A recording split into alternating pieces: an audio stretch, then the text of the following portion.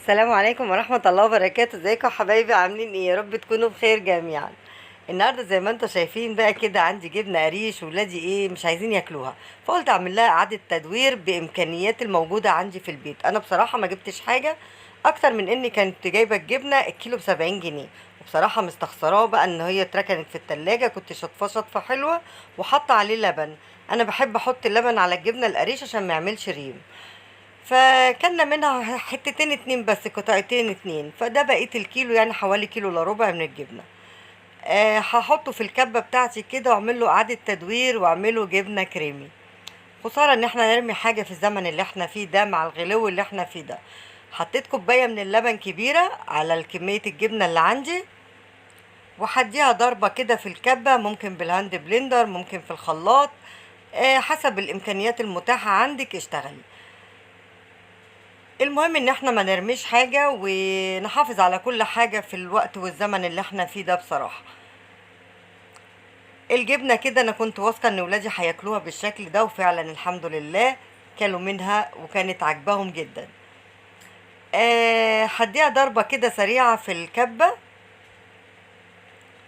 لغاية ما يعني هتبقى نص ضربة كده، واكمل الضرب بتاعها ببقية المكونات بتاعتي. زي ما انتوا شايفين كده خلاص ابتدت تبقى كريمي، بس هي لسه تقيلة شوية طبعا لان كمية الجبنة كانت كتير. فانا هخفها بقى بالنص كوباية زيت كده زي ما انتوا شايفين، وعندي مكعب من الزبدة، وكان عندي جبنة مثلثات برضو حطيتها عشان تدي طعم حلو كده. بصراحة يعني عززت طعمها كده بالجبنة وبقت حلوة قوي. واتاكلت على فكرة، يعني بعتوا جابوا توست بقى كده وفينو، وكانت سهرة مع الجبنة. فالحمد لله يعني قدرت اضحك عليهم واكلها لهم. حطيت المكونات بتاعتي زي ما انتم شايفين في الكبة كده.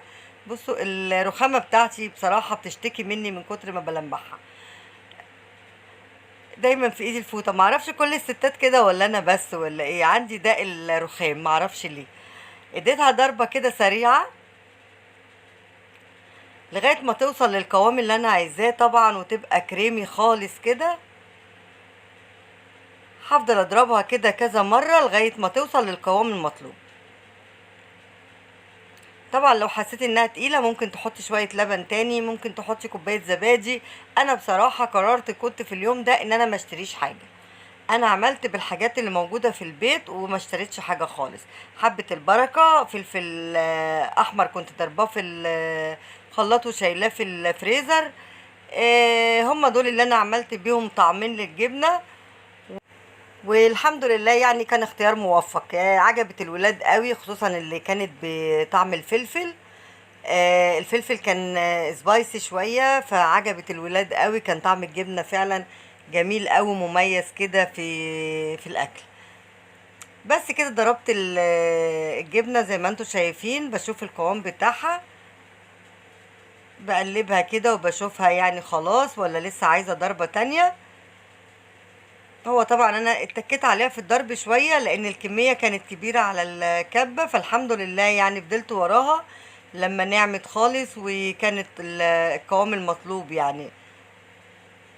بلم كده وهضربها ضربة تانية. خدت حتة على الاسباتيولا لو خدتوا بالكم كده عشان ادوقها، فقلت لا انا هديها تكة تانية كده في الكب. الجبنة بصراحة كان فيها حتتين كده ناشفين، فهم دول يعني جه من نصيب ولادي ان هم يدوقوا هدية الناشفة. فايه يا ماما الجبنة دي لا طعمها مش حلو. فخلاص طب في تاني، طب دوقوا تاني، لا خلاص هم خدوا موقف منها ومش عايزين ياكلوها. فانا بقى رحت ايه ضربها كلها ببعض كده، ما بانتش خالص. يقولوا لي انت تضحكش علينا، برضو اكلتينا الجبنه القريش بس بطريقه حلوه تعجبنا. بصراحه كانت جميله قوي. اديتها ضربه تانية كده زي ما انتم شايفين، وهنا كده بقى كانت خلاص الجبنه بقت جميله فعلا، وهتشوفوا القوام بتاعها ولونها وكلها بصراحه كانت حلوه.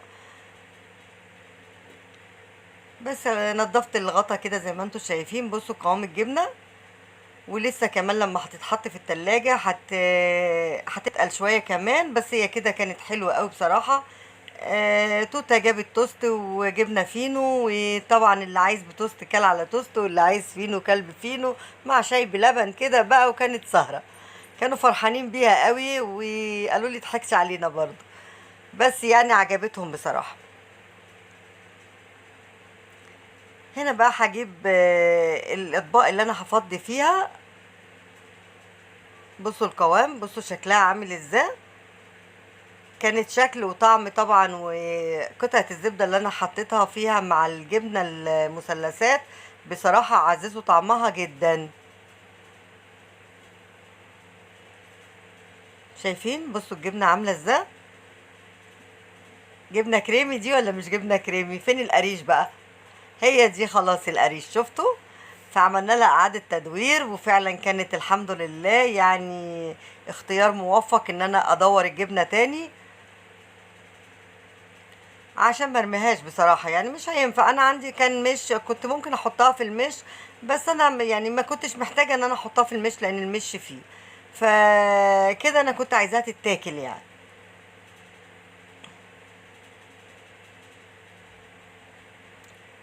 فضيت الكبة كلها في الطبقين كده زي ما انتوا شايفين.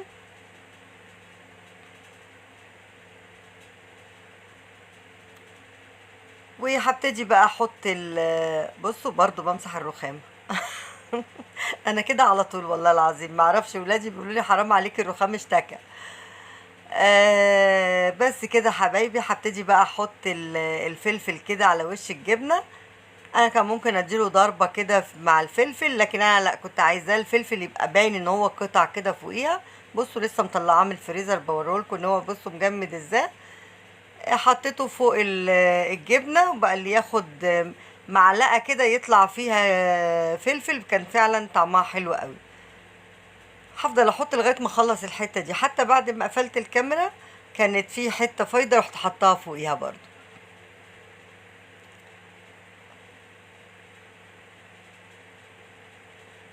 بصراحه كانت طعمها حلو قوي ومميز. حبه البركه برضو هحطها على الطبق التاني،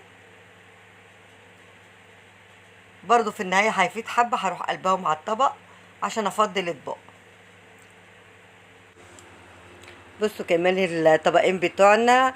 الحمد لله عملنا اعادة تدوير للجبنة. ممكن تعمليها بأي طعم يعجبك، ممكن تعمليه ببسطرمة، بزيتون، بجبنة شيدر، اي حاجة هتعجب الولاد كده وبتحسي ان هم بيحبوا طعمها، اعملي الجبنة بيه، فعلا هتبقى جميلة جدا وهتعجبهم ان شاء الله.